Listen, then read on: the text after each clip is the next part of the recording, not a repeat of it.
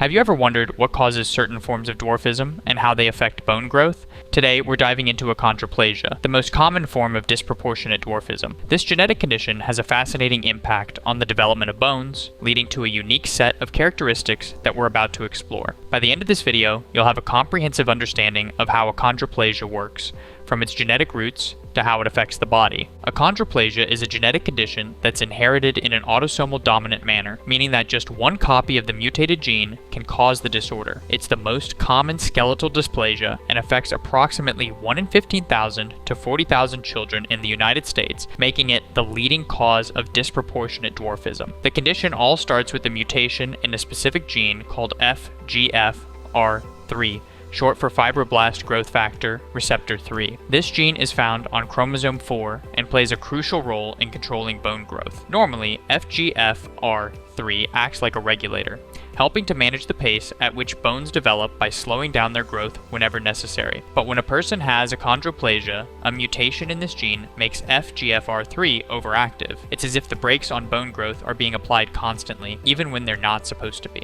Let's get a bit more specific about this mutation. In nearly every case of achondroplasia, the mutation involves a change at the 380th amino acid of the FGFR3 protein, where a small but critical swap happens. The amino acid glycine gets replaced by arginine. This single swap has a huge impact because it causes the FGFR3 receptor to behave as though it's always switched on. It's like a light switch that's stuck in the on position, constantly sending signals to slow down bone growth. As a result, the cells responsible for bone elongation, known as chondrocytes, start to grow more slowly and become disorganized at the growth plates, which are the areas of growing tissue near the ends of the long bones.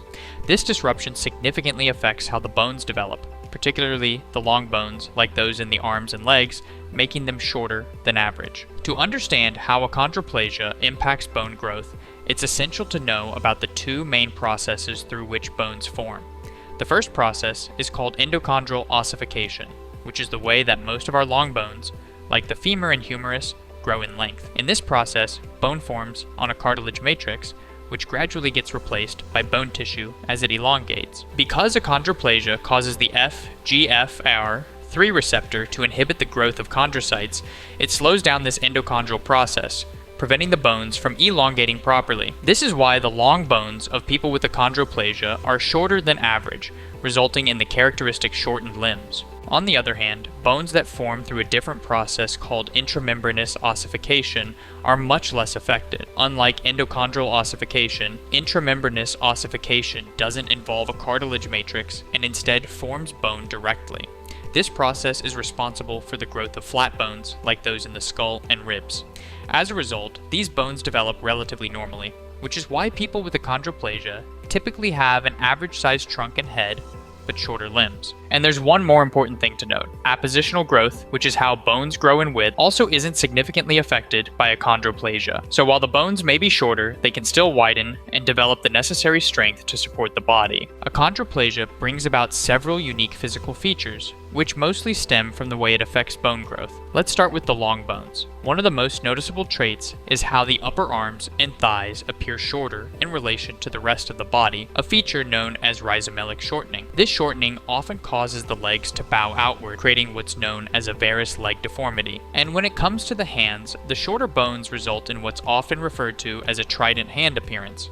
If you imagine someone stretching out their fingers, you'll notice that the spaces between the middle fingers are more pronounced, giving the hand a three-pronged or trident-like shape. Inside the skull, there's an opening called the foramen magnum, which allows the spinal cord to pass through. In people with achondroplasia, this opening tends to be smaller than average, which can sometimes lead to compression of the spinal cord and potentially cause neurological issues. Additionally, many individuals develop a more pronounced inward curve in the lower back, a condition known as lordosis, which can affect posture and sometimes lead to discomfort. Diagnosing achondroplasia can often be done before birth using a prenatal ultrasound. Doctors will look at the growth patterns of the fetus, particularly focusing on the biparietal diameter, or the width of the skull compared to the length of the femur. If this ratio is higher than normal, it's a strong indicator of achondroplasia. After birth, the diagnosis can be confirmed through DNA testing to identify the FGFR3 mutation. Additionally, doctors might perform a skeletal survey, which is essentially a series of x-rays that capture the entire skeleton, looking for characteristic bone abnormalities. If there's any uncertainty, more detailed imaging, like CT or MRI scans, can help assess any potential spinal cord compression, especially if the foramen magnum is narrower than usual. Achondroplasia follows an autosomal dominant inheritance pattern, meaning that just one copy of the mutated FGFR3 gene is enough to cause the condition. Interestingly, about 80% of cases result from a new mutation that occurs spontaneously, usually originating from the father. The likelihood of these mutations increases with paternal age as sperm cells accumulate mutations over time. When both parents have achondroplasia, there's a 25% chance that their child could inherit two mutated copies of the gene, resulting in a much more severe form known as homozygous achondroplasia, which is typically lethal before or shortly after birth. Conversely, there's a 25% chance that the child could inherit two normal copies of the gene and not have achondroplasia at all. As of now, there isn't a widely accepted treatment to increase height in people with achondroplasia. However, there are options available to manage some of the complications associated with the condition. For example, a medication called vosoritide, given as a daily injection, has shown promise in increasing growth in children with achondroplasia who still have open growth plates. In some cases, surgical interventions might be necessary, especially if there are problems with spinal stenosis or other bone deformities that could affect mobility or cause discomfort. And of course, physical therapy can be incredibly beneficial for maintaining joint mobility